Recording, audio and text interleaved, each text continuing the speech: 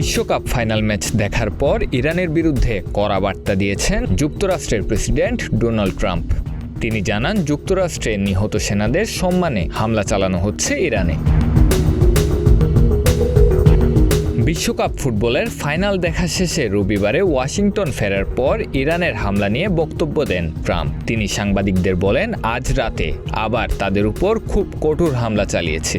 যুক্তরাষ্ট্রের সাম্প্রতিক হামলায় ইরান কঠোরভাবে আঘাতপ্রাপ্ত হয়েছে।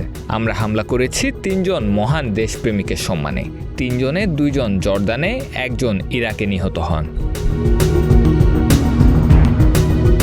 স্থানীয় সময় সোমবার ভোরে যুক্তরাষ্ট্রের সেন্ট্রাল কমান্ড জানিয়েছেন, টানা 9ম রাতের মতো হামলা করেছে যুক্তরাষ্ট্র। ওই সময় ইরান জুড়ে বিস্ফোরণের শব্দ শোনা যায়। যুক্তরাষ্ট্র জানিয়েছে, হরমুজ প্রণালীতে জাহাজগুলোর উপর তেহরানের হামলা কমাতে তারা সামরিক ঘাঁটি ও যোগাযোগ নেটওয়ার্কগুলোকে লক্ষ্যবস্তু বানিয়েছে। এদিকে ইরানের ভাষ্য, সিরিয়ায় আকস্মিক হামলা চালিয়েছে তেহরান। একই সঙ্গে জর্দানের আকাবা বিমানবন্দরে যুক্তরাষ্ট্রের বিমানকে লক্ষ্যবস্তু বানানো হয়েছে। সামি আল সাদ আউন, প্রতিদিনের বাংলাদেশ।